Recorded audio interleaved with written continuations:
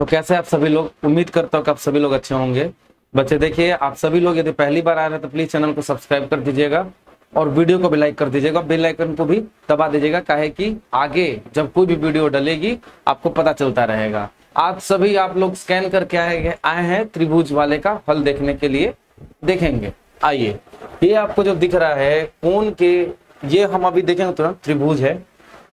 चलिए समझते हैं कैसे आपको बनाना है। सबसे पहले ऑब्जेक्टिव सवाल है, ये कैसे उत्तर आएगा ये हम डिटेल में नहीं करेंगे यहाँ पे, जैसे लंबा लंबा भाषा लिख करके नहीं बनाएंगे, क्योंकि आपको परीक्षा में बस उत्तर देना है। ठीक है, परीक्षा में प्रश्न ऐसे ही आएंगे, परीक्षा के लिहाज से बहुत ही महत्वपूर्ण प्रश्न ये सारे हो सकते हैं। आइए देखिए, कोण के विचार से पहला प्रश्न है, कोण के विचार से त्रिभुज कितने प्रकार के होते हैं? कोण के हिसाब से 3 प्रकार के होते हैं। एक संपूर्ण त्रिभुज होता है जिसमें एक 90 डिग्री का कोण होगा। एक वैसा त्रिभुज जिसमें कि सभी के सभी न्यून कोण होंगे, यानी 0 से 90 डिग्री के बीच में होंगे। आप जानते हैं कि त्रिभुज के तीनों कोणों का योग हम कर देंगे तो 180 डिग्री निकल के आता है। उसके अलावे एक होगा जो आपका अधिक कोण त्रिभुज होता है, जिसमें कि एक कम से कम कोण जो होगा वो अधिक कोण होगा, यानी 90 डिग्री से 180 डिग्री के बीच में होगा। समझ गए? तो यहां पर इसका उत्तर आपका बी हो जाएगा, इसका उत्तर आपका बी हो जाएगा, यानी कि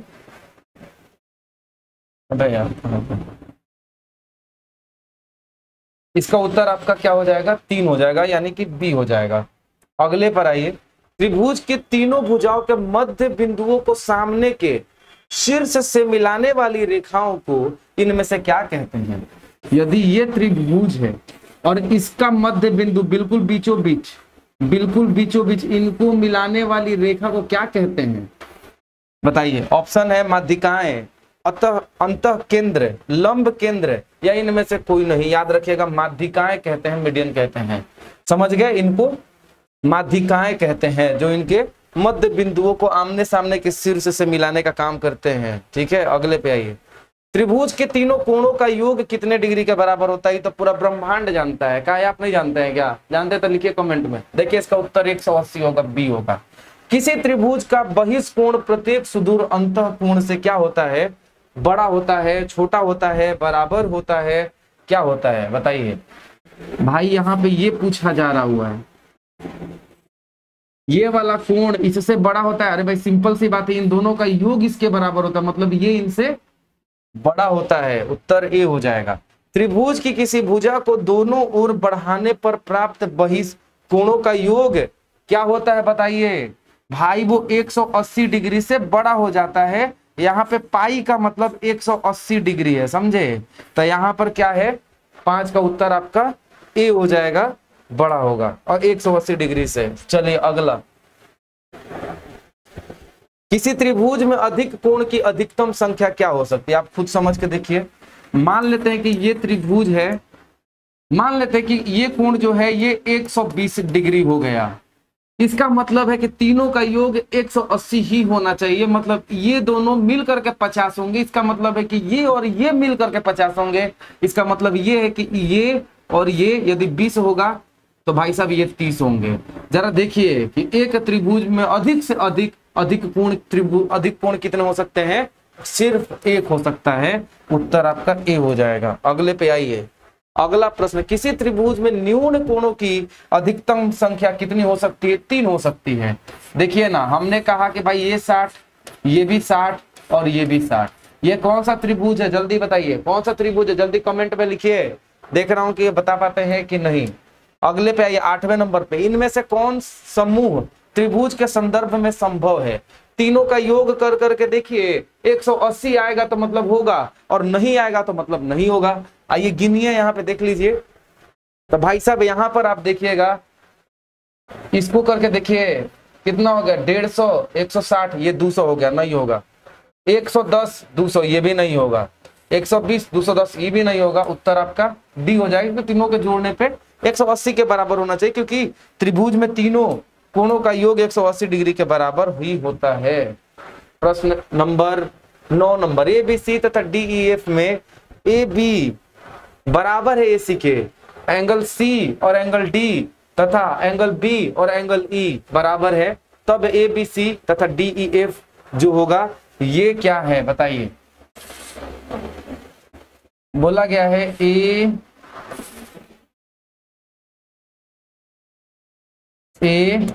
बी सी। यहां पर आपको ये बोला गया है कि भाई साहब ए बी जो है ए सी के बराबर है, और बोला गया है सी जो है वो इसके डी है, ई है और ई एफ है। ठीक, तो इसमें बोला गया है कि सी जो है वो डी के बराबर है, और जो बी है वो ई के बराबर है। चलिए अब आपको यहाँ पे ढूंढना है कि क्या ये सर्वांगसम है कि नहीं है। चलिए देखिए सर्वांगसम है कि नहीं है। यदि बोला गया है कि सी जो है वो डी के बराबर है, ये वाला इसके बराबर है, ठीक है, और भाई साहब ये वाला इसके बराबर है, इसका मतलब ये वाला इसके भी बराबर होगा। लेकिन आप जानते हैं एंगल एंगल एंगल से सर्वांगसम नहीं हो सकता है, समरूप हो सकता है, जो 10वीं में पढ़ेंगे। तो सर्वांगसम तो नहीं दिख रहा है। ये इसके बराबर है, साइड और साइड है। यदि ये कोण इसके बराबर हो जाता, ये भी नहीं बन पाएगा, मतलब ये सर्वांगसम तो नहीं है। लेकिन आप जानते हैं कि ये समद्विभाजक है। कारण देखिए यहां पर ये इसके बराबर लिखा गया, तो समद्विबाहु तो है, क्योंकि ये दोनों कोण भाई साइड बराबर है, तो समद्विबाहु तो है, लेकिन सर्वांगसम नहीं है। इसीलिए उत्तर आपका सी हो जाएगा। 10वें पे आइए कि त्रिभुज ए बी सी तथा पी क्यू आर में ए बी बराबर है पी आर के, एंगल ए बराबर है एंगल पी के, तो दोनों त्रिभुज साइड एंगल साइड से क्या हो जाते हैं, सर्वांगसम होंगे। यदि क्या हो जाए तो आइए यहां पे देखिए,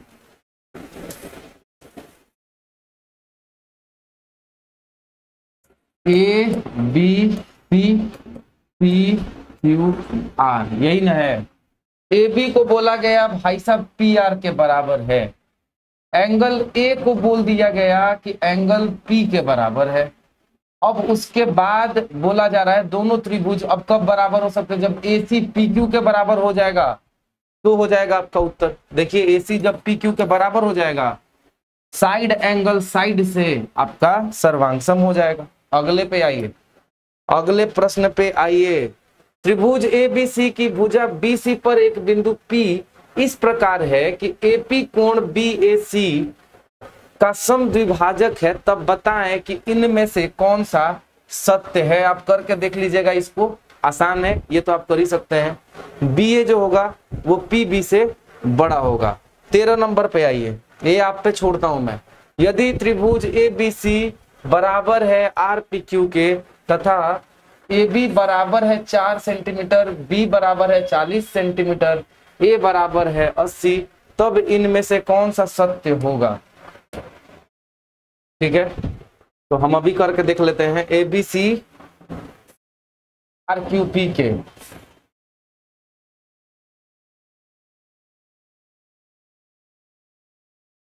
तो ये है आपका A B C।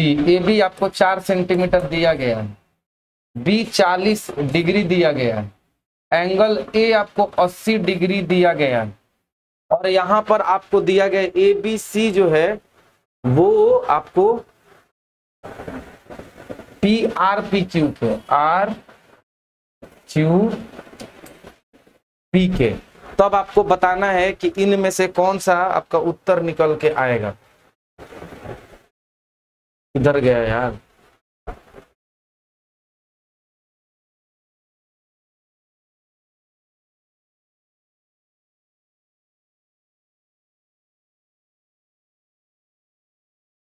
कहाँ गया भाई।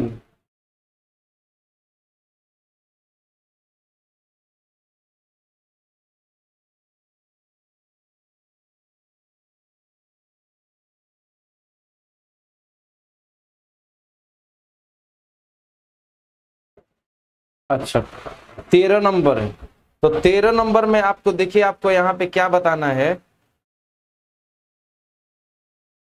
यहाँ पे एक चीज छूटा हुआ याद रखिएगा, ये जो है यहाँ पर ये सर्वांगसम होगा, ये सर्वांगसम है, ठीक है ना। सर्वांगसम का मतलब ए बी जो है ये संगत कोण बराबर हो जाएगा, ये भी आर क्यू के बराबर हो जाएगा, और इसीलिए जब ये 4 है तो ये भी 4 सेंटीमीटर होगा, और उत्तर आपका इसका सी हो जाएगा, समझे? सॉरी, उत्तर आपका सी हो जाएगा 13 का, आर क्यू बराबर 4 सेंटीमीटर। ठीक है, अगले पे आइए। यदि किसी त्रिभुज का शीर्ष लंब आधार को समद्विभाजित करे तो बताएं कि वह त्रिभुज क्या होगा। आइए, यहां पर बोला जा रहा है कि यदि किसी त्रिभुज का शीर्ष, ये शीर्ष लंब आधार को समद्विभाजित करे तो बताएं कि वह त्रिभुज क्या होगा। भाई मेरे, ये समद्विबाहु त्रिभुज होगा, सी होगा, क्योंकि समद्विबाहु त्रिभुज में ही शीर्ष से एक लंब खींचेंगे तो ये नीचे वाले को बराबर बराबर भागों में बांट देता है, और ये सिर्फ समद्विबाहु त्रिभुज में होता है। समद्विबाहु उसको कहते हैं जिसकी 2 भुजाएं बराबर होंगी, यानी ये और ये समान होगी। ठीक है, तब उसको कहते हैं। अगले पर आइए। 2 रेखाखंड AB तथा CD एक दूसरे को P बिंदु पर समद्विभाजित करते हैं, तब इनमें से कौन सा सत्य होगा। आइए, 2 रेखाखंड AB तथा CD एक दूसरे को P बिंदु पर समद्विभाजित करते हैं, तब इनमें से कौन सा,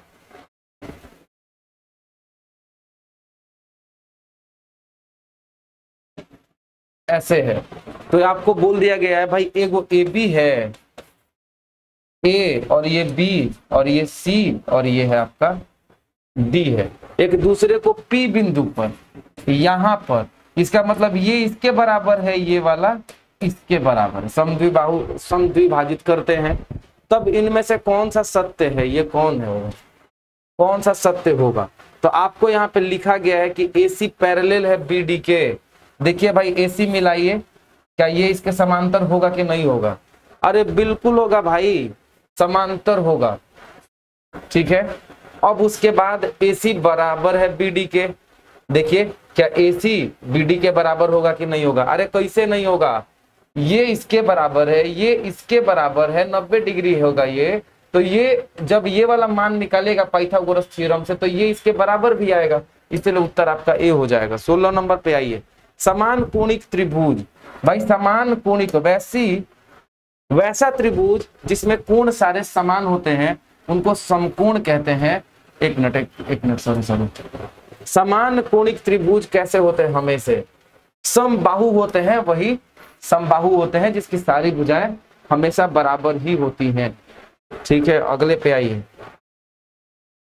त्रिभुज ABC में AB बराबर है AC के। ठीक है, A बराबर 60 डिग्री, तो C बताना है।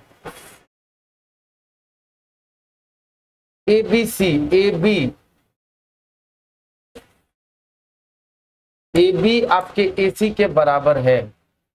जब A आपका 60 डिग्री है तो बबुआ मेरे आप बता दीजिए, जब E 60 डिग्री है, ये इसके बराबर है, मतलब ये समद्विबाहु है। अब ऐसे में ये और ये बराबर होना चाहिए, यदि ये x तो ये भी x। 2x हम लिखेंगे भाई, 2x जोड़ 60 और तीनों को जोड़ने पर 180 के बराबर होता। 60 उधर घटेगा, 120 के बराबर 2x, तो यहाँ 2 से निकल के आ गया कितना, 60 डिग्री। उत्तर आपका क्या हो जाएगा, A 60 डिग्री। 8 नंबर पे आई, 18 नंबर पे आइए। 18 नंबर ये कह रहा है कि किसी भी समद्विबाहु त्रिभुज के आधार पर के कोण शीर्ष कोण का 2 गुना है, तो आधार पर के कोण का माप क्या होगा। देखिए इस तरीके से है, आपको बोला गया है कि किसी भी समबाहु त्रिभुज आधार पर के कोण शीर्ष कोण का 2 गुना है।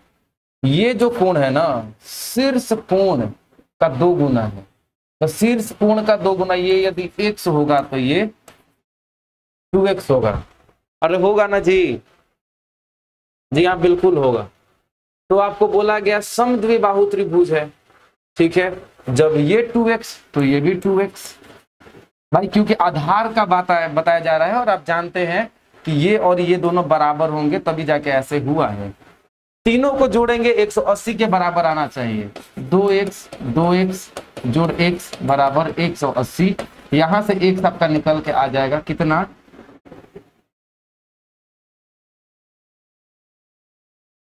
36। ठीक है, आपको यहाँ पे आधार कोण का माप निकालना है, तो 36 गुने 2 कर देंगे, कितना आ जाएगा, 72। उत्तर क्या हो जाएगा, बी हो जाएगा। ठीक, 19 पर आइए। किसी त्रिभुज के सभी कोणों का योग होता है 180 डिग्री ऊपर भी था।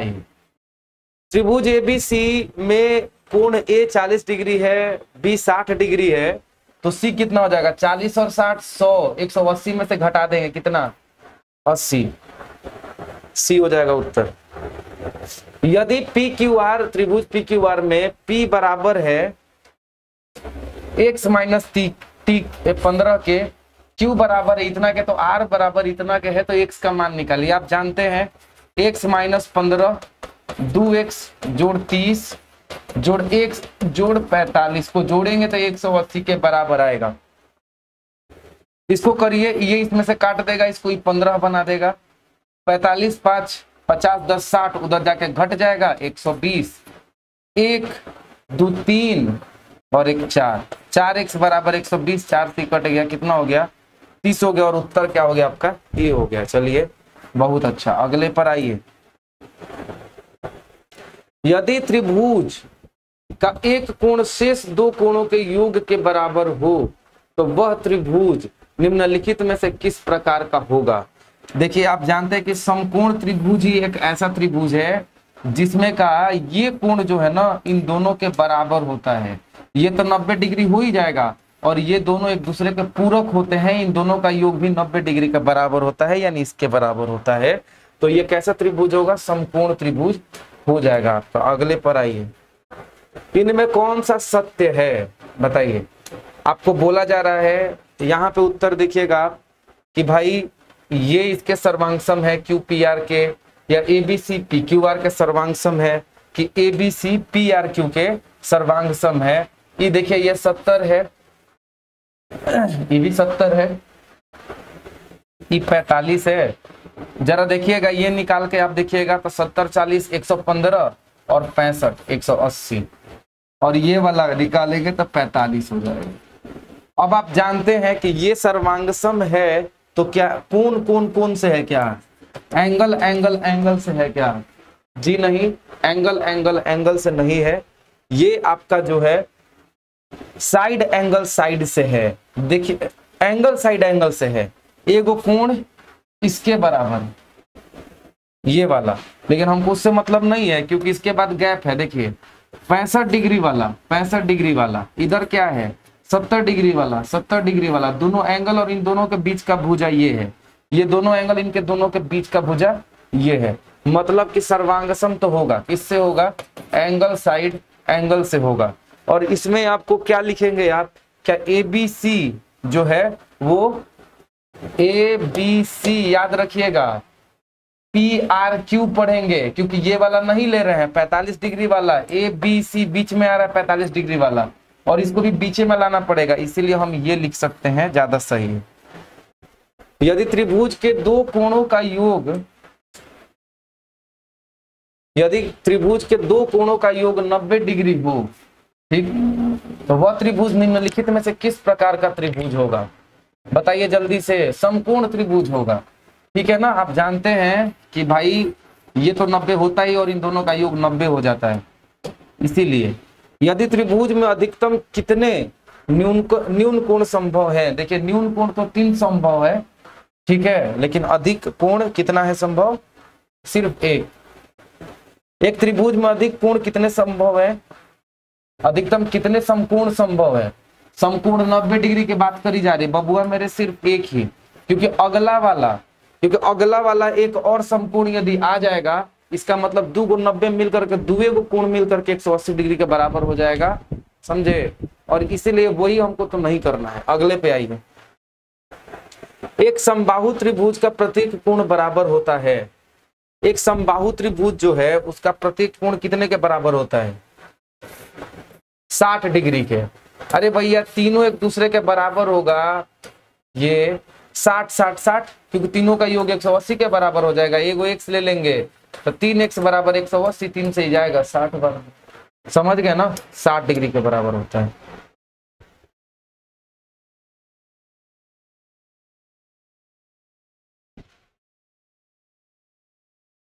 एक समकोण समद्विबाहु त्रिभुज का प्रत्येक न्यून कोण बराबर होता है। एक समकोण समद्विबाहु त्रिभुज, समकोण भी और समद्विबाहु भी हो, ये 90 हो लेकिन ये और ये बराबर हो, समझे। प्रत्येक न्यून कोण बराबर होता है। देखिए ये 90 हो गया तो ये और ये चूंकि समद्विबाहु है तो ये और ये बराबर होना चाहिए, और ये दोनों मिलकर 90 के बराबर होंगे, यानी ये x तो ये भी x, 2x बराबर 90, x का मान 45 डिग्री होगा। ठीक, 30 पे आइए। बगल के चित्र में x का मान बताइए। आप जानते हैं कि किसी भी बहिर्कोण जो होता है वो अंतः कोण का योग के बराबर होता है। 45 और 35 को जोड़ देंगे तो 45 और 50 और 30 सी डिग्री के बराबर होता है, यानी कि सी के बराबर होता है। बगल के चित्र में x का मान बताइए। यहां पर आपको x का मान बताना है। आप जानते हैं कि इसका और इसका योग ही इसके बराबर होगा, यानी 39 प्लस x बराबर 117 होगा।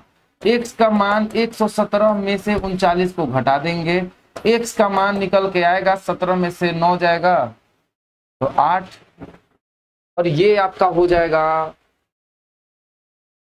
0, और 10 में से 3 जाएगा 7।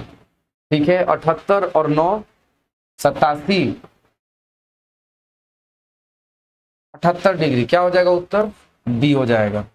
32 पर आइए। एक त्रिभुज PQR में PQ बराबर है PR के।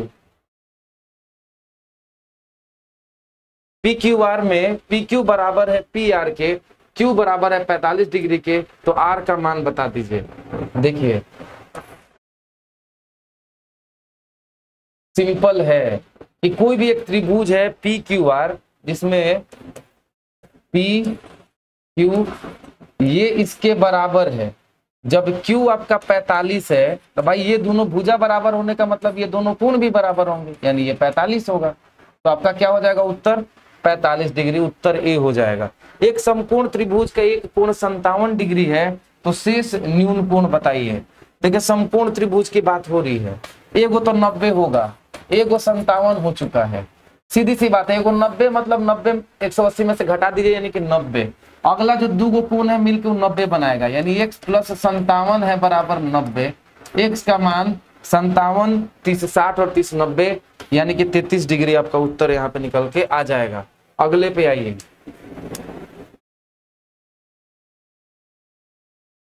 चौंतीस पे, यदि ABC और XYZ इस प्रकार है कि BC बराबर है XZ के, AC बराबर है YZ के और AB बराबर है YX के, तो आइए यहाँ पे बना के देखिए।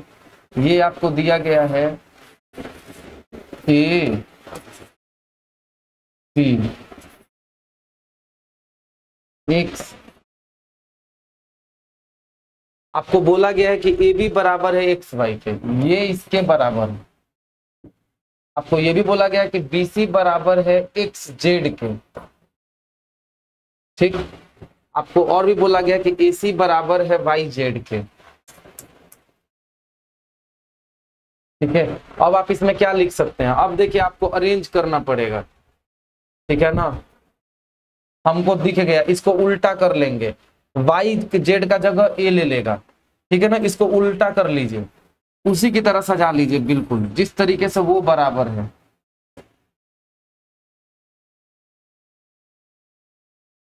यहाँ पर B था। अब देखिए हमको क्या करना है, 3 गो वाले को नीचे लाना है, यानी कि AC नीचे आ जाएगा, 1 2 3। 2 गो वाले को उधर लेके जाना है, और 2 गो वाले का नाम यहाँ पे क्या है, BC नाम है ना। 2 गो वाले का नाम क्या है, यहाँ पर BC है, और याद रहे ये A है, ये C है और ये B है। तो भाई साहब यहाँ पे बच गए ये। ठीक है, अब मिला लीजिए। अब बोला जा रहा है यहाँ पे कि यहाँ पे कोण A पूछा गया है, ये वाला किसके बराबर है, एंगल A बताइए, सॉरी ये वाला एंगल A एंगल वाई के बराबर ना है जी, बी होगा उत्तर। अगले पर आइए 35 नंबर पे, त्रिभुज ए बी सी में तथा पी क्यू आर में ए बी बराबर है ए सी के, कोण सी बराबर है पी के और बी बराबर है क्यू के, तब दोनों के दोनों त्रिभुज क्या होंगे? समद्विबाहु होंगे, पर सर्वांग सम नहीं होंगे। जैसा कि ऊपर भी सेम सवाल था, ऐसा हम लोग बना चुके हैं, सेम सवाल है। भुजा के विचार से त्रिभुज कितने प्रकार के होते हैं? ये भी 3 प्रकार के होते हैं। कौन कौन से? भुजा के हिसाब से एक वैसा जिसका कोई भी भुजा बराबर ना हो, स्केलेन ट्रायंगल या त्रिभुज कहते हैं। वैसा जिसका 2 भुजा बराबर हो, समद्विबाहु त्रिभुज कहते हैं। वैसा त्रिभुज जिसके तीनों भुजाएं बराबर हो, उसको उसको समबाहु त्रिभुज कहते हैं। त्रिभुज की सर्वांग समता का आधार इनमें से कौन सा नहीं है? याद रखिएगा, उत्तर आपका साइड एंगल नहीं है। इससे होता है, इससे भी होता है, इससे भी होता है।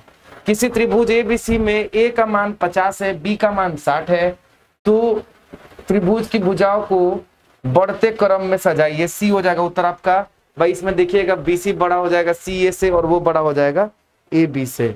39 नंबर में आइए। 39 नंबर ये कह रहा है कि त्रिभुज की 2 भुजाओं की लंबाइयां इतनी है, तो तीसरी भुजा की लंबाई इनमें से कौन सी नहीं हो सकती है? जोड़ेंगे कितना हो गया? 5 1 6.5। अब बताइए, इसमें से आपको ये देखना है